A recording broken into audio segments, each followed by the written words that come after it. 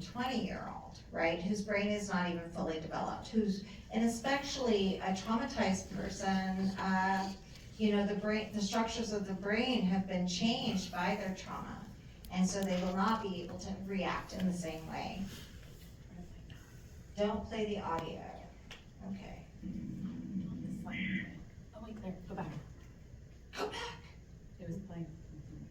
Actually, she said that 18, 19, 21-year-olds make a lot of stupid decisions. Okay, and I'm 100 and I make stupid decisions. So why wouldn't an 18, 19-year-old make stupid decisions, right? Anybody have 18? Anybody remember being 18 or 19? Well, initially, my, I guess, expectation in going there was that it would feel so much lighter than the situation I was currently in. And you know that my home life at this time was really not good. There was a lot going on in my family life. My relationship with my parents was really not good. I was, the oldest child that was living in the house at the time, and, I had a lot of problems, but on top of that, I would take care of my siblings a lot, my younger siblings, and I just found myself overwhelmed a lot. And, I had experienced a traumatic event around that time, and I had tried to commit suicide, and the environment that I was living in at the time was very overwhelming. And so when I met him, he really presented himself as a safe, secure father figure, and I just felt like it would be so much lighter. And at that, I really didn't see anything at that time that made me even think for a moment that his intentions were not good, or that he saw me as anything other than a daughter. Yeah, and I just want to add right here that I think that if people, I tell my students at Washburn, if you go on a date and somebody punches you out on the first date, you don't go on a second date, right? And so this guy has totally snowed her. And we have all been snowed by a con man. Right? That has happened to all of us. We hear it all the time. Oh, I thought he was such a great guy. And in fact, he's abusing or misusing other human beings. Yeah, go ahead. Go to the next slide. And I think we're done. Yeah, so I wanted to talk a little bit about emotional abuse. So emotional abuse is when one person in a relationship uses their power to shame, blame, criticize, frighten, belittle, or control another person. And this can happen through words or behaviors, or both, and it can start small and escalate over time. Emotional abuse is highly correlated to other types of abuse, but can also occur as the only form of abuse in a relationship. So we know that Sarah was emotionally abused, and here's some examples. Gaslighting, isolating you from the people who love you, insulting language. Isolating to the people who love you. Let me make the point that Hal Sasko has 2 restaurants in Topeka, one in Lawrence. Sarah's parents are in Topeka, so what does he do? He moves them to Lawrence. And I like to highlight that the isolation is intentional, because the abuser doesn't want someone in your ear saying, wait a minute, that's not okay, that doesn't seem right. So if you isolate the person, you only hear their voice, and we definitely see that in this situation.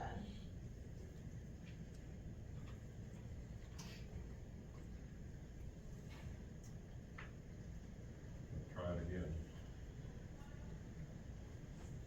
No. No. It's loading. Oh, it is loading?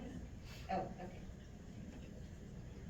Yeah, I'll just say that my partner all the time says, be patient, it takes a minute. I'm like, I just got time. Go ahead and read it. So we had what we tried to do here was, instead of me talking for Sarah, we tried to have Sarah talk for herself. So we did the interviews with Sarah and recorded them. And there's a text, an email between Sasko and Sarah, in which Sasko says something to the effect of, I know you don't like me to, I know you don't like to buy me things with your money. And we'll get to this later, but I asked Sarah, what's that about? Because he took her paychecks. I mean, we'll get to that. But that's the context, I think, for what we're gonna hear here, is that, if we get to hear it, that, I said, well, why would he think that you would buy him stuff with your money? That doesn't make sense, because you're already giving him all your money. And that's what we might hear. Or not. Or I could just read it. Or we could just read it. He would be demeaning in general whenever I asked him a question and make me feel stupid for asking anything. He talked about my body, how I wasn't curvy enough, and that men don't like women like that. He said I wouldn't know how to handle money, and that's why he took all of mine, along with the fact that I owed it to him. He would say I was an addict and wasn't responsible enough to be on my own, while he was supplying me with alcohol and drugs and alcohol. Actually, she's getting It to the, kind of started just Holy cow. verbally, maybe just emotionally. Just, you know, for example, if I asked him a question, you know, he would just make me feel like I was so stupid for even asking about it, and just little like demeaning things like that. And he started talking about the way that I looked and like my body, you know, wasn't curvy enough, and men don't like women like that. And I think he just started to make me like question my own capabilities. He said I wouldn't know how to handle money, and that's why he took all of mine, along with the fact that I owed it to him. And you know, at this time too, when I first moved in there, you know, initially it was lighter, but he started supplying like drugs and alcohol where I never did anything in the house, not just for me but for him. And but then he would, you know, kind of use that against me after he had supplied all these drugs and alcohol. It was like, it made me feel like I wasn't responsible enough to be on my own, or I was an addict, or like talk bad about how I drank too much. but real quick, just let me make a point. These quotes that were up there were, that Sarah and I put together for her clemency packet. When we interviewed her, we wanted to let her make these points. And I said, well, Sarah, you can say, because she was like, well, what do you know, how do I say that? And I said, well, you can, here's what you said in the clemency packet. And so that's why the quotes don't line up. And I said, you know, you can add to it and say whatever you want to say. So that's why they don't line up, but it was the same topic, but different days. And I hope you saw the gaslighting in there that Sharon was talking about. The gaslighting, the demeaning, it's all there, man. Yeah, the insulting language, shifting the blame, the jealousy, and we'll see some of the others. Hi, come on in, make yourself at home. And the idea that Al Sasko is criticizing her for not being able to use a bunch of her money is ridiculous. Yeah, so financial abuse is one of the most common tactics used by abusers to gain power and control in a relationship. These can be subtle or overt, but in general include tactics to conceal information, limit the victim's access to assets, or reduce accessibility to the family's finances. And this is one of the most often cited reasons that people stay in a relationship, abusive relationship, or go back to an abusive relationship, is because of finances.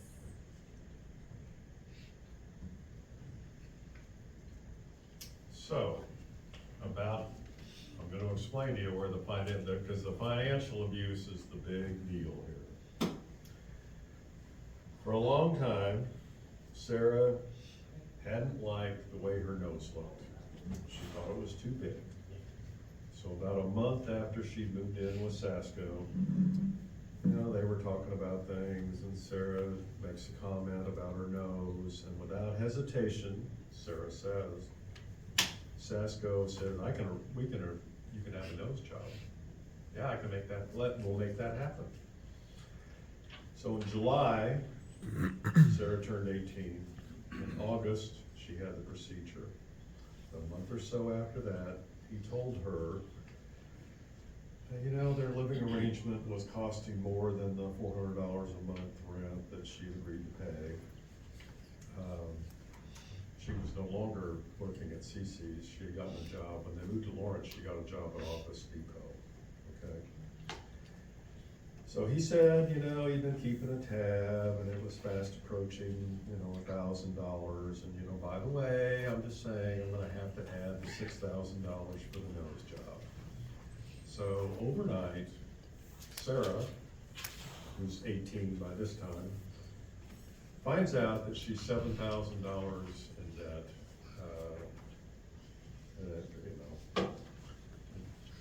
She finds out she's $7,000. She's making $1 over minimum wage at Office Depot. She thinks she's burned her bridges with her family, and it doesn't matter whether she had or not. It's what she thinks whether she had, and she thinks that she has. And she finds out that she's $7,000 in debt. Well, it may as well be $7 million. Sarah doesn't have a choice. She has to give her paychecks to Sasko because she owes him way more than she's making at Office Depot. This is how sex trafficking works. Sarah is now debt bonded. She's in debt bondage. She's hooked, and it's time for Sasko to reel her in. So human trafficking, I want you to, this is both the federal and the state definitions of human trafficking.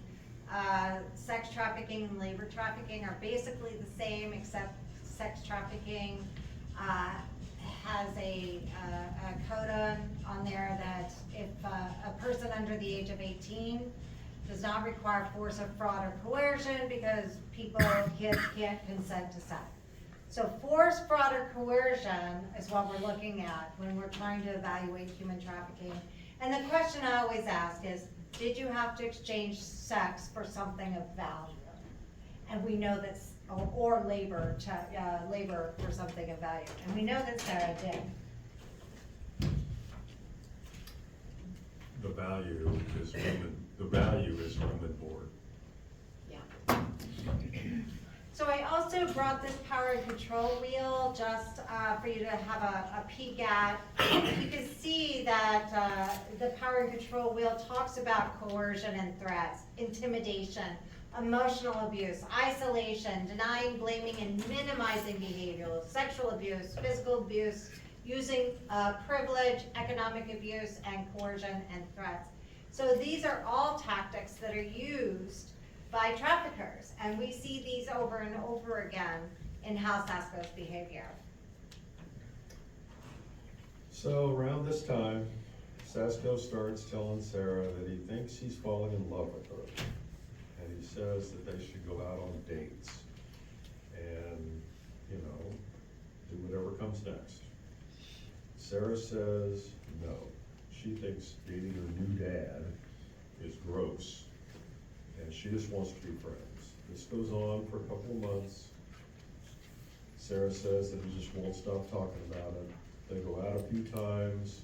Sarah thinks it's weird, but she doesn't have a choice. She has no money, she has nowhere to go, she can't risk getting kicked out. She believes she would be homeless.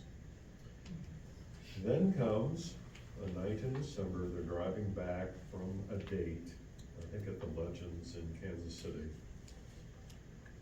Sarah says that she's drunk. Sasko keeps giving her shots of vodka. By the time they get to Lawrence, She's weaving in and out of consciousness. When they get to the house, Sasko takes her inside and rapes her. The next day, Sarah tells him it was disgusting, and she doesn't want it to ever happen again. Sarah will tell you that in the months ahead, whenever Sasko was drinking, he would pressure her for sex. And by that I mean he had sex with her. The next day she would object. He would say it wasn't a big deal because they were drunk. And people do stupid stuff when they're drunk, so get over it, Sarah. Sharon talked earlier about the demeaning characteristic. Well, that's demeaning. Just, Sarah, get over it. I should add here real quick that from day one, Sarah mentioned it earlier, but from day one, Sasko provided Sarah with free, unrestricted access to marijuana and vodka. And I'm just gonna ask you to think, you know, Sarah was 17 when she moves in, and here's a guy, 49-year-old guy, supplying a 17-year-old girl with unlimited, I mean, whatever you want.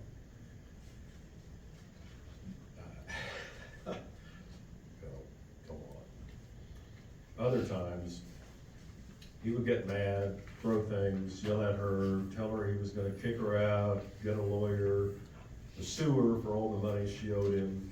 He would ruin her credit rating. She would never be able to buy anything nice, like a car or a house. No one would want her. She would be a burden. No one would take her in. She would be homeless.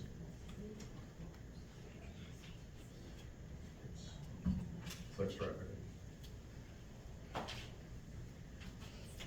Yeah, so this is classic textbook human trafficker behavior. Getting victims to see them as the rescuer, keeping them traumatized, and taking their freedom through force, fraud, and coercion.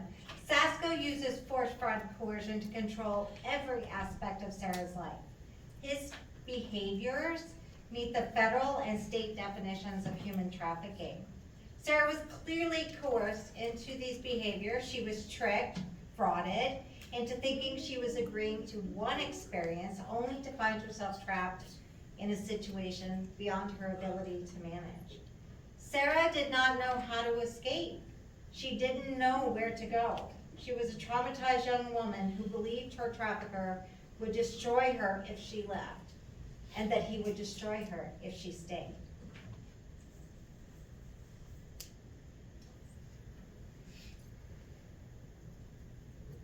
We're gonna hear from Sarah in a minute. Maybe I'll just press buttons till something happens. I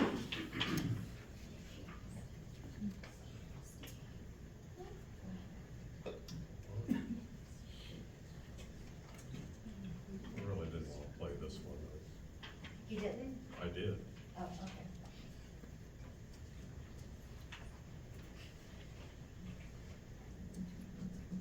While we're waiting, Sarah survived Sasko's sexual demands, she says.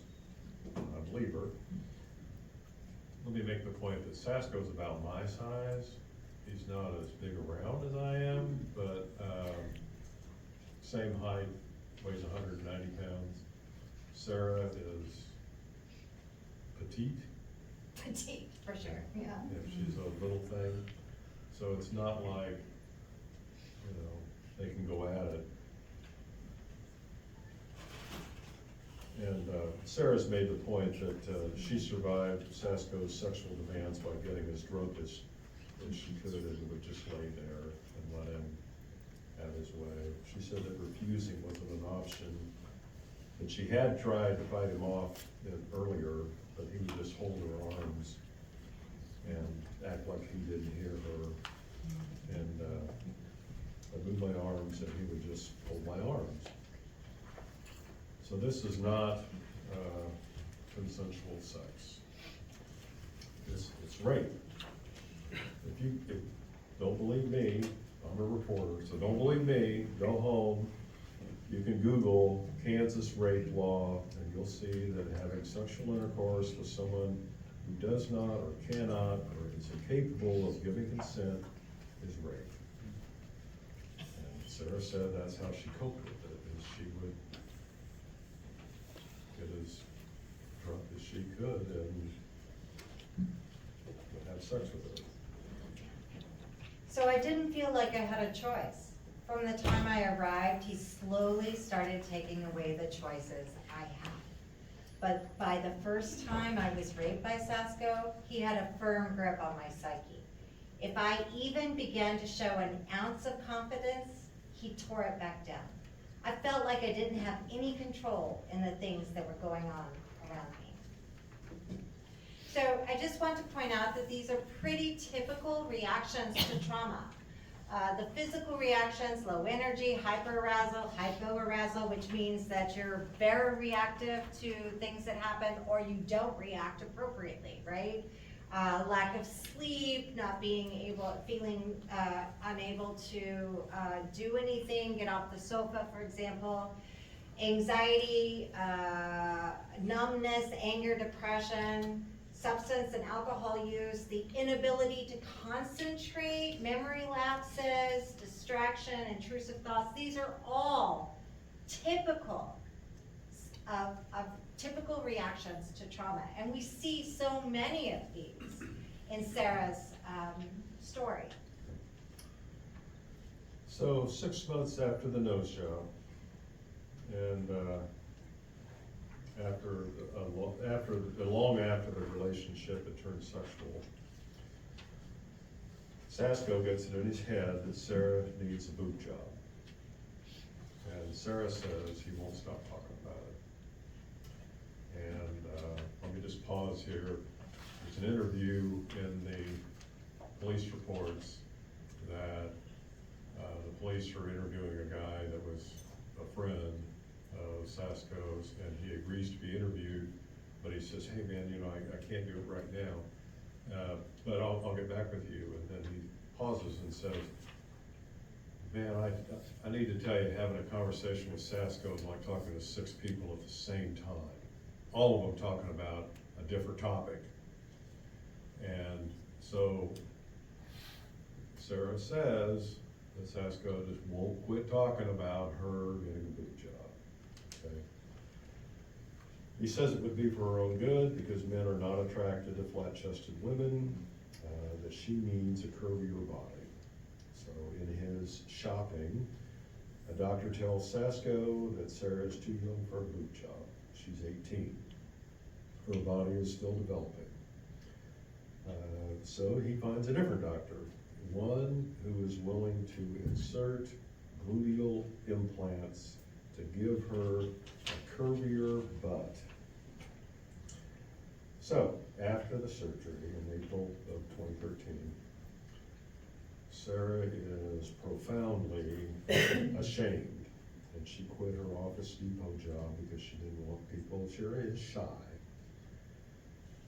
And she quit her Office Depot job because she didn't want people looking at and talking about her butt.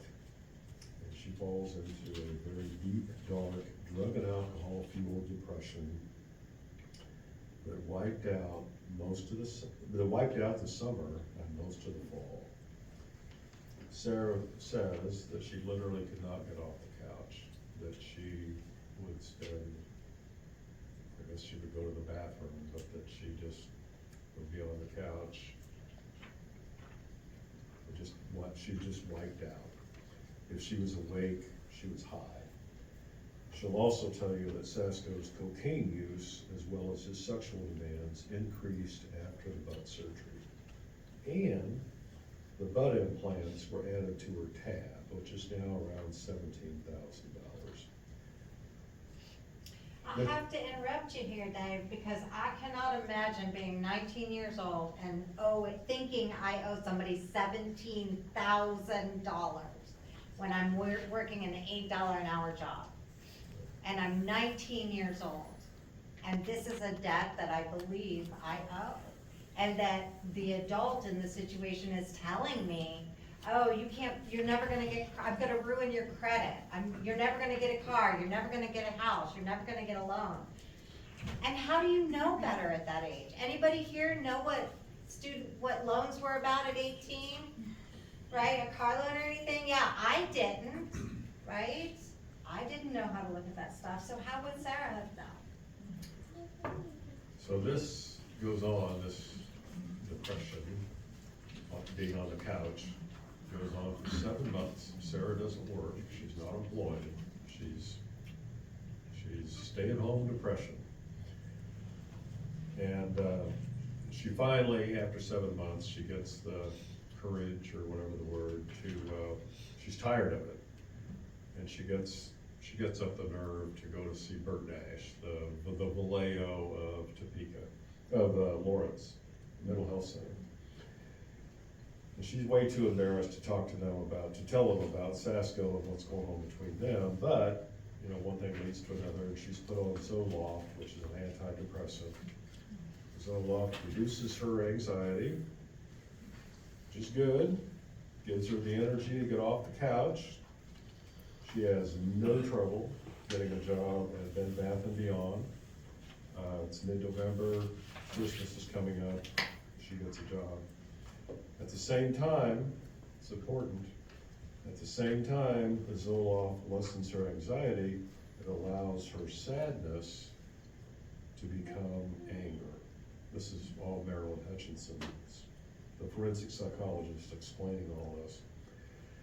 So her sadness gives way to anger. But, here we go again. Sarah's got this new job at Bed Bath & Beyond. Sasko, again, commandeers her paychecks because she owes him so much money. And the police reports have a picture of they go to the bank, and they have a picture of Sasko depositing Sarah's last paycheck. And the police get the bank to tell them what account it was in. It's in an account that only Sasko has access to. So he's commandeering, he's taking her paychecks. And so we've gone through this summer, we've gone through all the drama, all the terrible things, and now she gets a job, and he's taking her paycheck. Yeah, so I wanted to bring awareness to the signs of psychosis as well as some of the warnings. So we see that suspiciousness, paranoid ideas, uneasiness with others, trouble thinking clearly and logically, withdrawing socially and spending more time alone. These are all very textbook. Unusual or overly intense ideas, strange feelings, or a lack of feelings. We're beginning to see some of these in Sarah. And then finally, after some time period, she begins to have hallucinations and blackouts and suicidal and homicidal ideation. I was just gonna say that. Go ahead and say that. Well, she's having blackouts, she sees people walking around with bloody faces, she's hearing voices, she's having thoughts about killing people. Her first rapist, she was gonna kill him. I mean, this is going on in her mind, she's gonna kill her parents, and she's gonna kill Sasko. And at the same time, I mean, she is, in fact, having these thoughts. I mean, I need to make real clear here, we're talking about she's psychotic. She's not, you can look at her, you can think that she's normal, that she's doing well, I mean, she can walk, talk, she can eat, whatever. No, she's psychotic. She has to be. I mean, who's gonna say that's normal? And it's a process. I don't wanna imply that it's like a break like that. It's a process, right, of breaking her down. Sarah will also make the point that she's having real serious suicidal ideations. And she's really thinking about committing suicide. Next. She's in bad shape, is my point. And so on January 14th, Sasko sent her a mid-morning text. January 14th is a Tuesday. Sends her a text that says, "Hey, good morning. Thank you for last night. It was good. We never got to talk about Sunday. I apologize for trying to sleep with you last night. Tonight, before we get going, can we talk? Please and thank you." Please and thank you is kind of a smart ass. I mean, he's not saying please and thank you. He's saying, yeah, please and thank you. So before we get going, I mean, I wonder what that means. So at around 5:30, I mean, he's at work. Around 5:30, he sends Sarah another text, and this one is, "Can you put the Bud Light in the refrigerator, please?" Marilyn Hutchinson will tell you that this tells Sarah he's gonna rape her again that night. They're gonna be drinking. He's gonna rape her again. When he drinks, he rapes her. Right. So a little before midnight, Sarah does in fact kill Sasko. And by this time, she's 19, Sasko's 52. They've been living together for about 18 months. If you don't know the story, Sarah doses his beers with she grinds up his sleeping pills. She waits until he's had like 5 tall boys, you know, I mean, and then she gives him, she grinds up his Ambien and puts it in his beer so that he can't taste it. That's why she waits till he's had 4 or 5 beers. And then he drinks the beers, and I can't remember how many Ambien, but he passes out. She binds his hands and whatever, and then she thinks she's cutting his jugular, and instead, anyway, it's very, very, it's grotesque, it's really bad. No one denies this. And then when it's over, she writes "freedom" on the wall with his blood, okay? She gets up, she goes to take a shower, she gathers her things, she drives south. And it's in the middle of January, it's cold. Sarah slept in her car for the next 10 days. Think about that for a second. On the 10th night, she was arrested while sleeping in her car in a parking lot in the Everglades. So she's obviously charged with murder. She's tried, she has a trial, she's convicted, given a hard 50 sentence. The Supreme Court upheld the verdict in the sentence.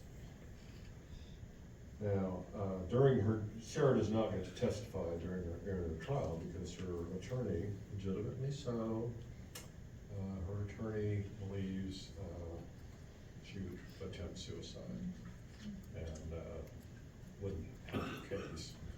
And so Sarah doesn't testify. So, the next one.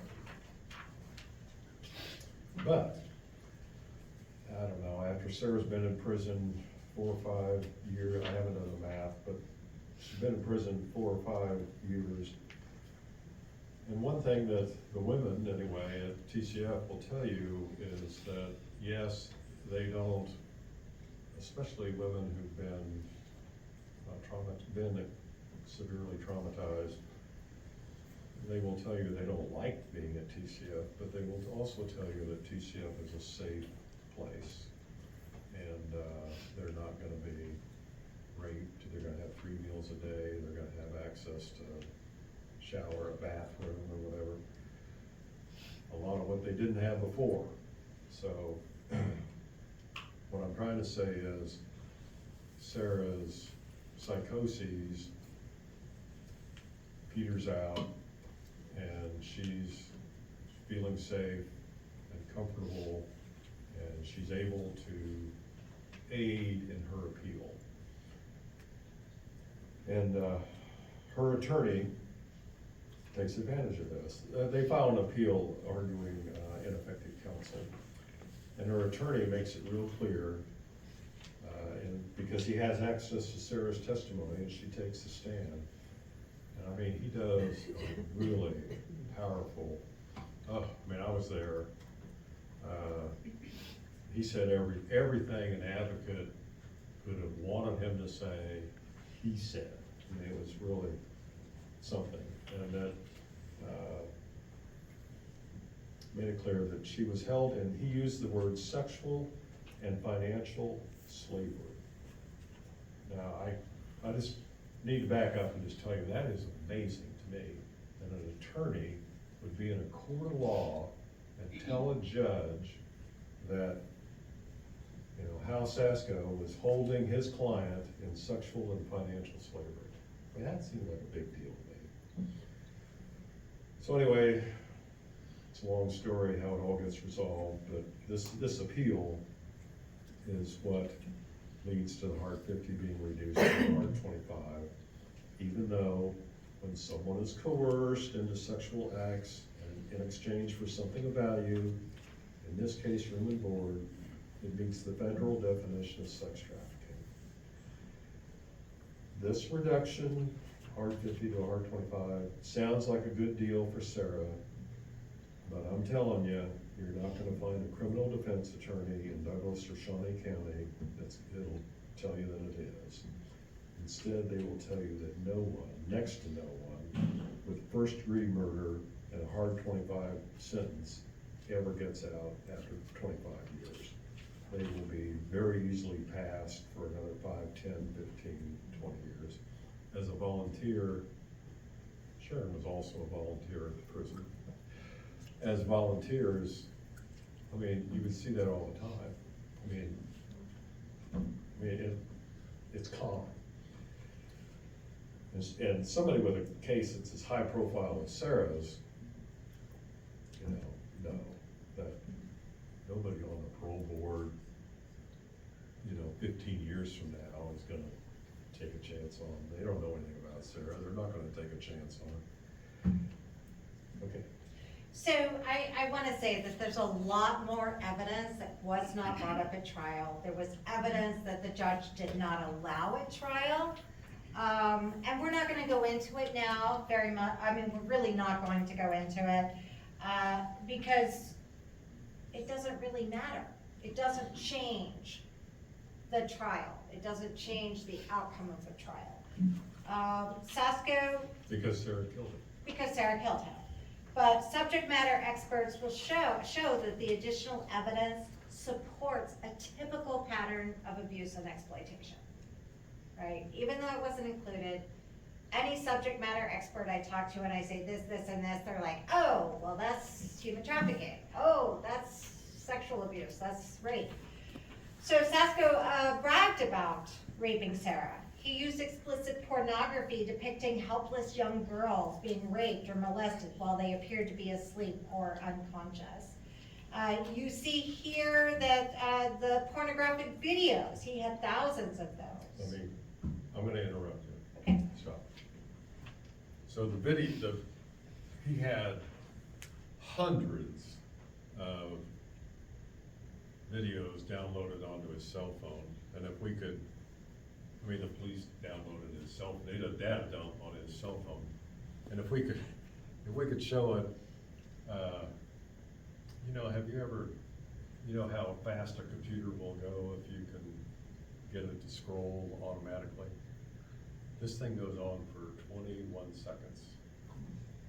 Okay, that's how many videos he has on his phone that are porn, and he is attracted to porn involving girls who are asleep or unconscious and that kind of stuff. And then these are other texts. We had talked about the financial exploitation. These are texts emails or whatever they were that Sasko sent Sarah. When can I expect payment for your car insurance and cell phone? And then just 2 minutes later, when do you get your check? I have to plan on how I can pay the bills. It's like, dude, she's working at Bed Bath & Beyond. I think we'll talk about the other two in a minute. some of my best planning is coming in around. Okay.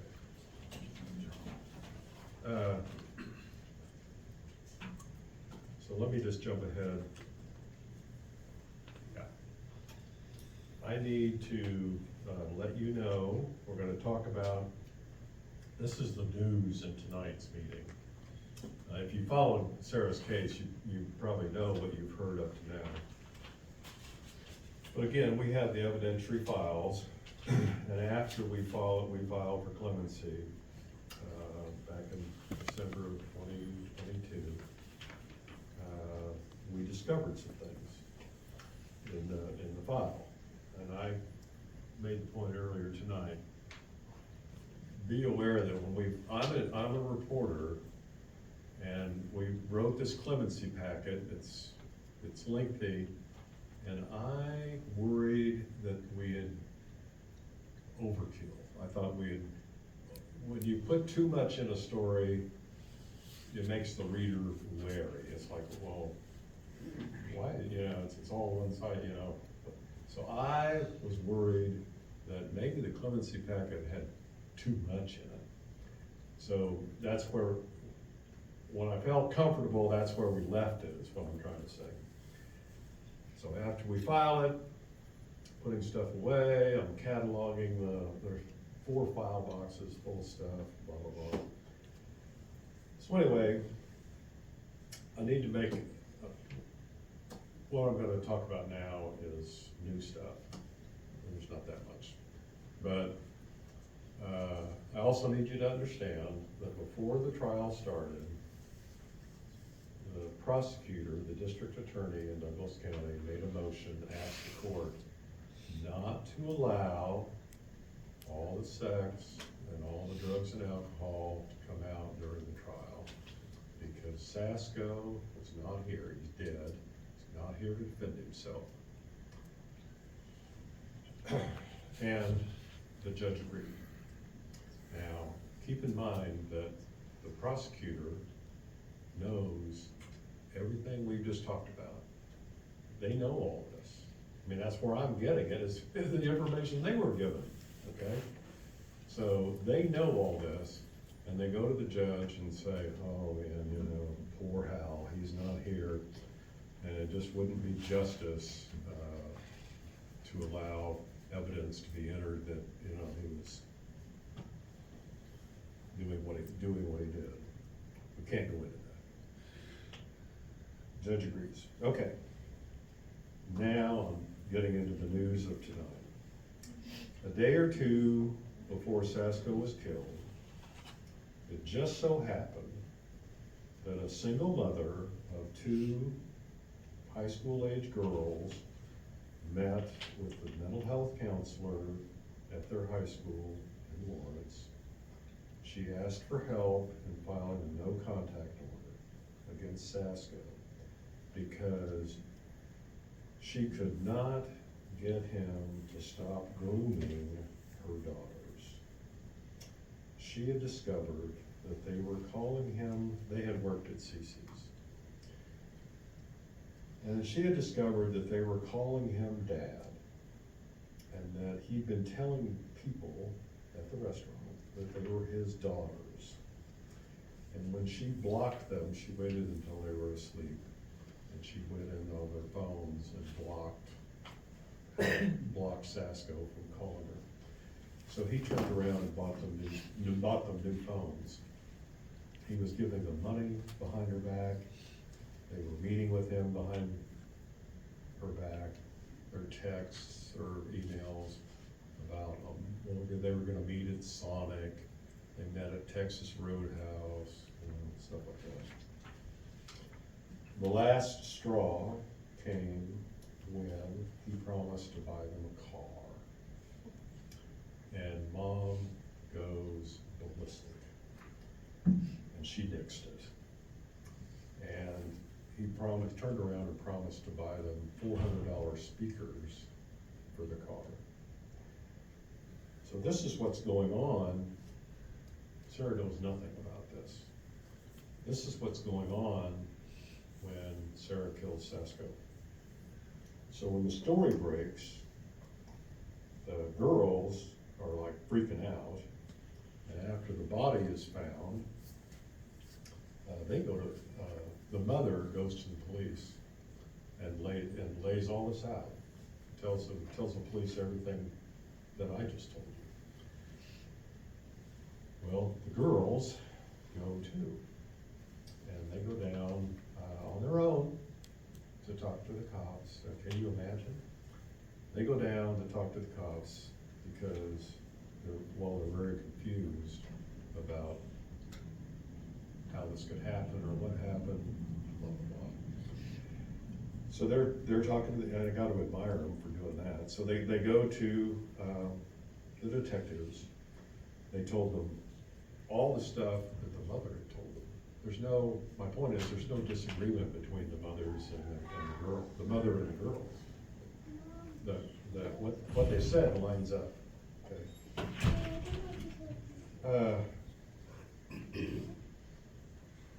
So anyway, yeah, we'll go there. So the next day, the girls go to the detectives. They tell them that Sasko was talking to them about moving in with him. He said they didn't have to do anything their mom said. He said that he would be their dad. He said he would take care of them. And he had a big house with lots of room. They didn't have to worry about money because they could always just work for him. They said that he would buy them things that their mother could not buy for them. And then, it's true, it's in the police report, he said that when they moved in, there would be one rule. And that rule was that his drugs would be their drugs, and their drugs would be his drugs. Now, this time, he's 52, and they're high school age, still in high school. So, that's news. The other thing is that Sasko was married to 3 women in a span of 7 years. Police interviewed his first wife because she was the mother of Sasko's only child, daughter, who was 2 years younger than Sarah. They did not interview ex-wives number 2 and 3. So this picture on the bottom left, the family, a friend of the family retains a private investigator, and she goes and finds the ex-wives. Okay. And long story short, the ex-wife, she goes and interviews them. And I don't, because I don't want to run the risk of them. I don't know these people. I don't want to run the risk of them freaking out and calling the governor's office and going after me. Okay. So anyway, they say that Sasko, all 2 of them say, both of them say that Sasko's a sex addict, he's addicted to porn, and he's attracted to underage girls. And they blame their divorces on his infidelities. Okay. So all of this information is interesting, but it doesn't change Sarah's options at this moment. Sarah's only option at this point is to file an application for clemency, which she did on December 2nd of 2022. And this application reached the governor's office in May of last year. So naturally, one of the concerns is, will she do this again? And so, actually, I think I slide ahead. Sarah's been talked to 2 different psychologists now, and both have said there's very little risk of reoffending because of the trauma that she experienced. This is what Marilyn Hutchinson says in her evaluation, her follow-up evaluation of Sarah in 2022. It is with a great deal of psychological certainty that I opine that Sarah Gonzalez-McGlynn has achieved rehabilitation and is very capable of maintaining a free and productive life.